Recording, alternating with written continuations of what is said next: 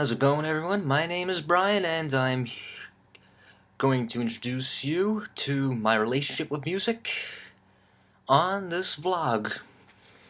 So anyway, when I grew up, I was an enormous Beatles fan. My brother and I, my mom, would always listen to them in the car, and my brother and I would always be playing Beatles CDs in the basement at night, which is very fun times. And my brother and I also grew up with the Beatles anthology albums. There's three of them, anthology 1, 2, and 3. And what those were just were studio sessions and outtakes and live performances that weren't yet released, such as the Royal Command performance, the Blackpool Night Out, and the London Palladium, and one cut from Shea Stadium, and when they went to Tokyo in '66. It's only 2 songs cut. But my brother and I were always fascinated by the studio sessions and the outtakes recorded, and it was just a very fascinating, interesting, cool thing. And then, then when I was in 4th grade, I discovered the Rolling Stones from my mother. She always was and still is a huge Stones fan. She always was since she was a teenager. And I liked them, so I liked both. And I first started playing guitar when I was in 1st grade. Because I was turned on by, and I've discovered this guitar lord Eric Clapton. He actually inspired me to play guitar, guitar, and I was just always like very fascinated and like excited by his powerful solos and guitar playing. It was just a very smashing thing, and it was just like it's just a way to admire people, admire artists and stuff by their unique talents. But so I was playing guitar, nothing else, and when I was in middle school, I started playing drums. And I think drums actually are my most, what I'm best at. I always was, even when I first started. Like, it's just one of those things. But anyhow, so the Beatles and the Stones. Then when I was in middle school, I was really discovering a lot of artists, such as the British blues of the 60s, like the Yardbirds, the Animals, and all those Alexis Corner movement of the blues, British blues invasion, and the Yardbirds including. But but then my next favorite band was the Kinks. Now the problem was that ever since they were banned from America here in '65, they were more popular in England than they were here. But I just love them to death. My new favorite. Now, always my top favorites were the Beatles, the Stones, and the Kinks. Those British legends. Always my favorite. But I first discovered the Kinks when they played all day and all the night on the TV commercial. I don't remember what they were advertising, but then from that point on, I bought an album. I bought a double album by them, which was a compilation greatest hits album by them in 1972, album called The Kink Chronicles. But it turns out that it wasn't the songs that I was looking for, and the sounds and style I was looking for.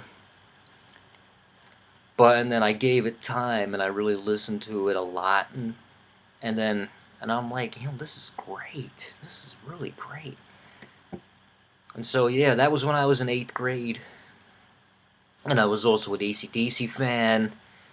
When I was in 7th grade, I was an AC/DC fan. And I lost my taste, outgrew them for a while, and now I like everything. And then in my sophomore year of high school, I was really discovering a lot of artists such as Jethro Tull, which is another one of my favorite bands, and Jeff Beck, and Bob Dylan. And Bob Dylan is my favorite. But the thing is with the rest of those artists, besides the Beatles, was the the best thing with the Beatles is that every album they did was good. All their stuff is good. Their albums. Like someone asked me, "What's your favorite Beatles album?" I would say they're all good. And the other good thing was that every album they did sounded different, not the same, which is very common. And that's skill. That's a really hard thing to do. Every album sounding different. But even the Rolling Stones, their best time was the late '60s and early '70s with Beggar's Banquet, Let It Bleed, Sticky Fingers, and Exile on Main Street, and that was turned out to be their highest point of their entire career. Well, and also the mid '70s, like a little bit of Black and Blue, and Some Girls, and my favorite later album by the Rolling Stones is Tattoo You, which is from 1981. And then the rest from so on, it was just like they were just like easily going downhill with their career and stuff. But it's hard to last for 4 decades. That's a really hard thing to do because you're just competing with others, with other new, like brand new crazes in pop culture. That's the biggest challenge with it. So, and then and then YouTube was the source I had in my early high school years for new artists promotions. Well, not new artists, but just artists that I never heard before.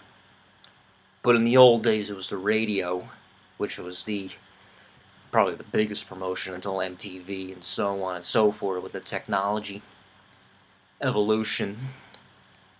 And I first discovered the first Bob Dylan song I remember discovering was Like a Rolling Stone, which is a total classic.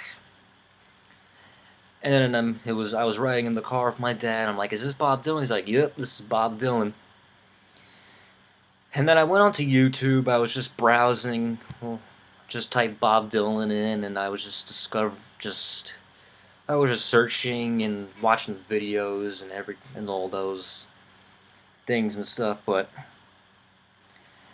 there was one performance he did at the Newport Folk Festival from July of 1964 when he did a version of Hey Mr. Tambourine Man.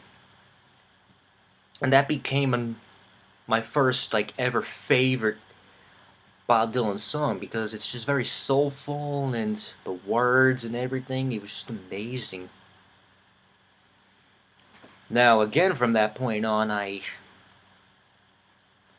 actually found a Bob Dylan CD in my parents' collection under the TV in the cabinet.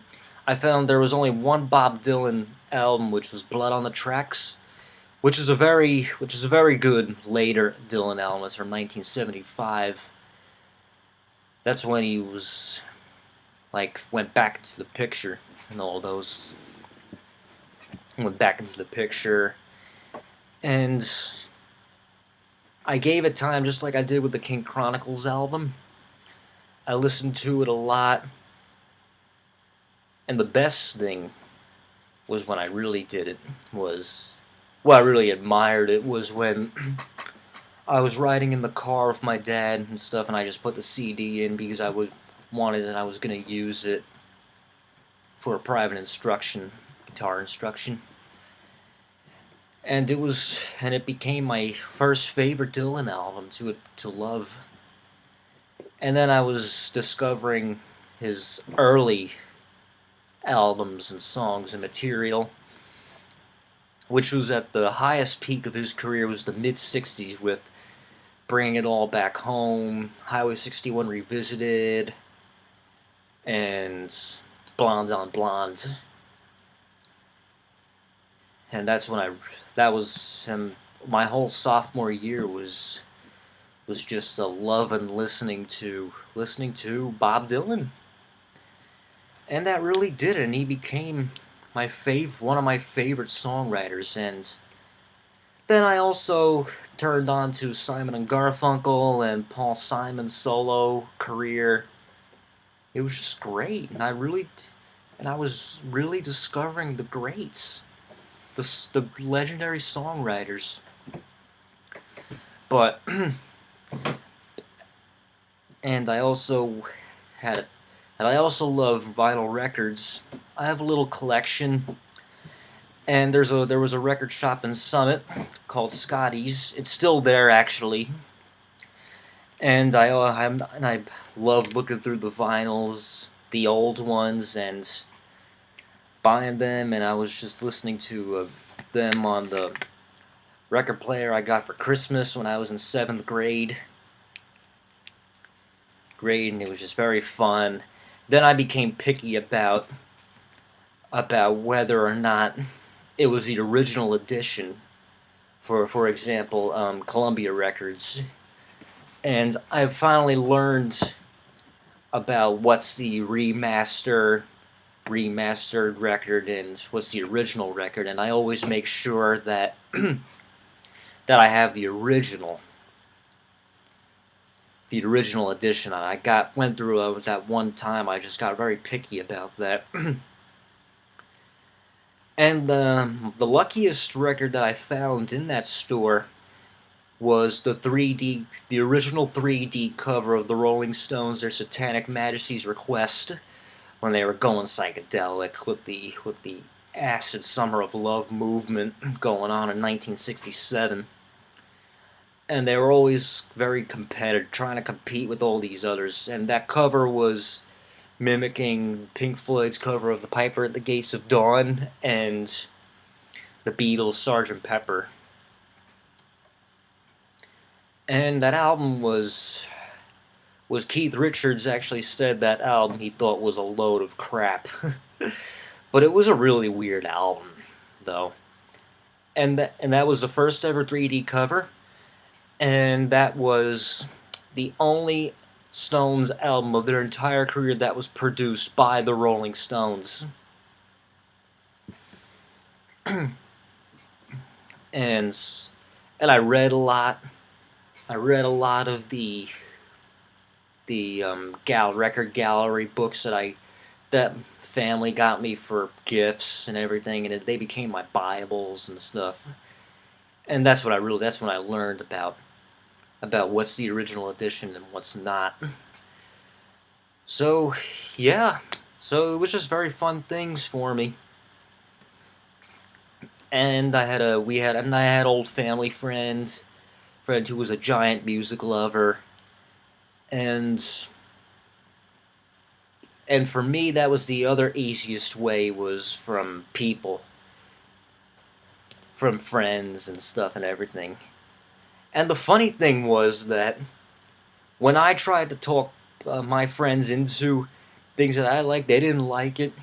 And that one family friend we have, the new indie rock bands from the 2000s until present, that he turned me on to, I love them. Like, I became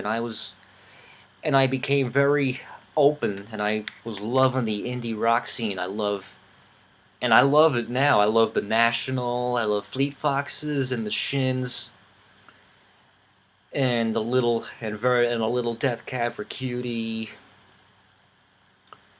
and now Mumford & Sons now, and I've been very appreciative of the vinyl revival. Like the vinyl says, I keep expanding year by year by year. And so I took advantage of that and just bought a couple of records just bought the record format by Mumford & Sons, and all the indie rock bands, the Shins, the National, Fleet Foxes, all those, and I found 2 remastered records from a few years ago of one Thelonious Monk record and one Wynton Kelly record, the jazz pianist. Yeah, I found it at the clearance in Scotty's in that same shop in Summit that I go to all the time. And so, but now I like everything. Well, almost everything now. Well, the only thing I like a little rap. Some. It's not my favorite. Like I like now I got into a little Eminem and a little Jay-Z and a little 50 Cent because that was well those the gangster rap was the huge popular craze in middle school. I remember, and I remember one student that was just obsessed with 50 Cent. Like he had like clothes and a lot of sweatshirts and all these sneakers, all these clothes and everything. Tried to dress like a rapper and everything, but it was just funny if I think about that. But and then I waited till now, like 10 years later, that my thing, oh, this is catchy and stuff. It's a pretty funny thing if you really think about it. But and 2 years ago, before I transferred to Ramapo, I started listening to the contemporary hit radio stations because I got kind of tired of listening to classic rock and classic hit radio stations because I listened parents listened to it forever and I wanted to see what's happening now, just like a current event, like what's in the charts now and what's popular now and you know it did help a lot. It really opened up my mind to new things and I enjoyed it very much and because I kind of wanted to just follow what people my age liked, not so much like what the baby boomers music were and blah so on and so forth and Generation X and everything else. But and then some I can't get into, like some styles of music I couldn't get into. But you know, I'm sure it's everyone. But thing, you know, I'm like now the kind of person who nearly likes everything because I wanted to be though. The thing was about what's going on right now. I wanted to be those people like saying, "Oh, I remember her. I remember like my parents. Like I was like my parents." Like what I liked, the '70s rock and everything. My parents said I had this album. Like I remember when this came out and all those blah blah blah sort of things. And and like say that was a huge radio hit then. Like I wanted to be those people who just remember like current pop culture. Well, then in the '70s, that was current. So it's all relative. You gotta keep telling yourself it's all relative every time, and then you just let it age as the years go on, stuff and everything.